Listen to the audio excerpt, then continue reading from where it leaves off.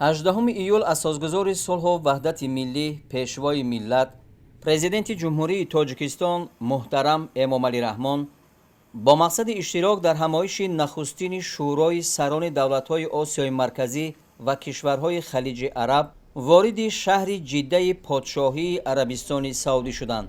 дар фурудгоҳи байналмилалии Ҷидда ба номи Шоҳ Абдулазиз, меҳмони олимақом, президенти ҷумҳурии Тоҷикистон муҳтарам Эмомалӣ Раҳмонро амири музофоти Маккаи Мукаррама, мушовири Шоҳи Арабистони Саудӣ, Шоҳзода Холид Алфайсал ва дигар шахсони расмӣ гарму самимӣ истиқбол гирифтанд.